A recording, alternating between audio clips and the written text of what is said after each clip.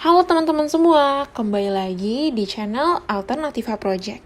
Nah, di video kali ini kita bakalan bahas salah satu subbab dari tenaga endogen, yaitu tektonisme. Langsung aja yuk, kita langsung mulai ke pembahasannya. Oke, pembahasan kita kali ini dimulai dari definisinya dulu seperti biasa. Nah, tenaga tektonik itu merupakan tenaga yang ditimbulkan oleh pergerakan atau perubahan letak lapisan batuan pada permukaan bumi secara horizontal dan vertikal. Nah, kita dapat kata kunci teman-teman di sini ada horizontal dan vertikal. Untuk yang pertama, kita akan bahas pergerakan bumi secara horizontal. Misalnya di sini di gambar pertama, aku taruh tahun 1980. Sedangkan di gambar yang kedua, itu aku taruh pada tahun 2022. Nah, teman-teman lihat di gambar yang hijau muda, ini merupakan Pulau Madagaskar. Sedangkan hijau yang bagian bawah ini merupakan benua Afrika.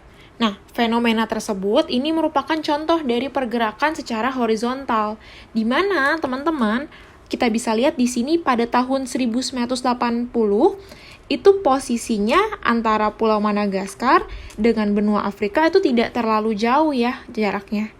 Tapi ketika di tahun 2022, jarak antara Pulau Madagaskar dengan benua Afrika itu menjadi lebih jauh.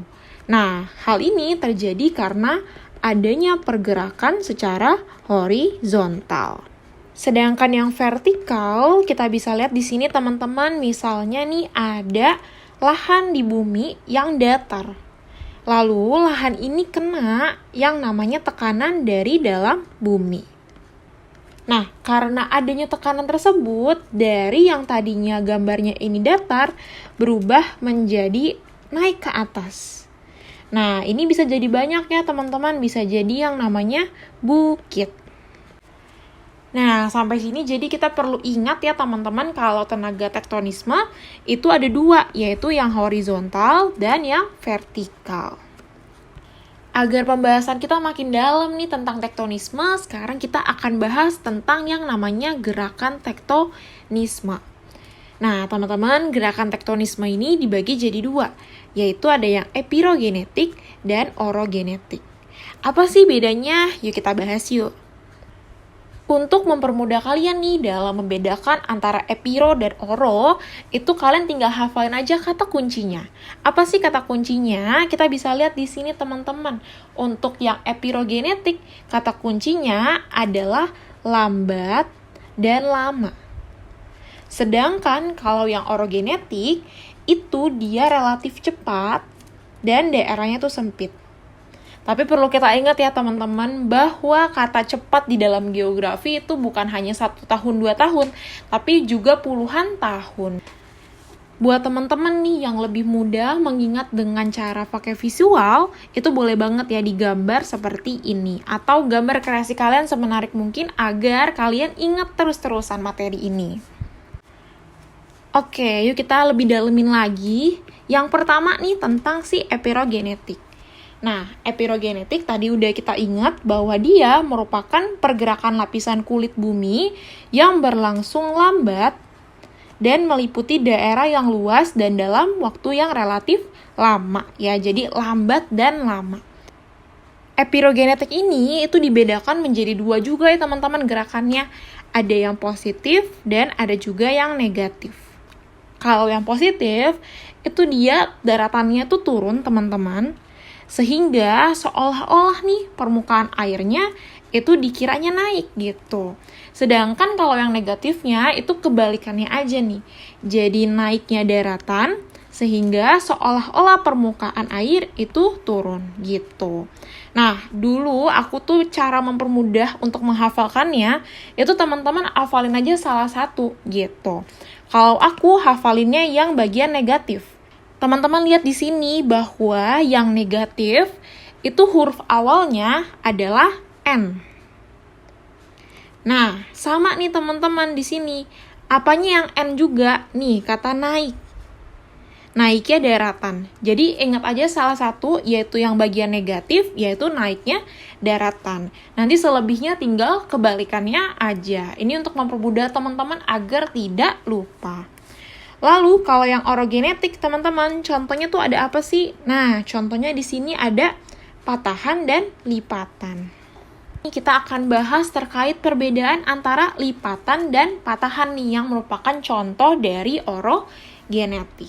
Yang pertama lipatan nih, teman-teman lihat di sini ada gambarnya. Nah, ini ada namanya.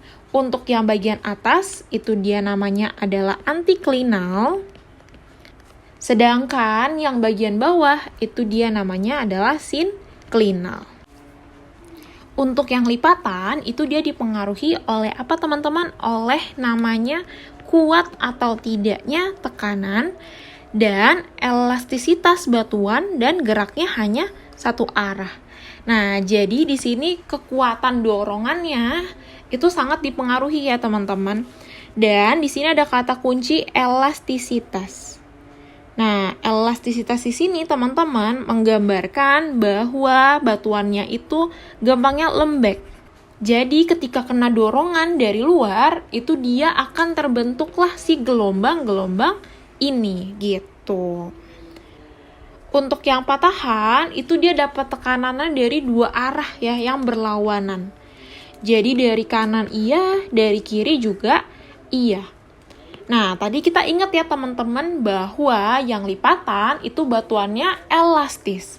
Kebalikannya nih, kalau di patahan itu dia batuannya kompak atau padat. Jadi kita bisa bedain ya perbedaan antara lipatan dan patahan. Yang pertama, kalau lipatan itu dia hanya satu arah dorongannya. Sedangkan kalau yang patahan tadi dari dua arah. Sama perbedaan yang satu lagi, kalau di lipatan itu dia batuannya elastis, kalau yang patahan itu dia batuannya kompak ya atau padat. Oke, tadi kita udah belajar tentang beberapa materi dalam tenaga endogen. Sebelum lanjut nih ke pembahasan selanjutnya, kita coba latihan soal dulu. Litosfer yang terangkat oleh gerakan orogenesis dapat membentuk pegunungan lipatan apabila batuannya. Nah, kita lihat di sini tadi ada orogenesis. Nah, orogenesis ini dia tadi gerakannya terjadi di tempat yang sempit dan dalam waktu yang relatif lambat. Nah, di soal ini teman-teman yang ditanya adalah lipatan. Tadi kita harus ingat ya teman-teman ciri dari lipatan. Ada dua ya teman-teman. Yang pertama dia dipengaruhi oleh kuat lemahnya gerakan. Lalu yang kedua ada elastisitas batuan.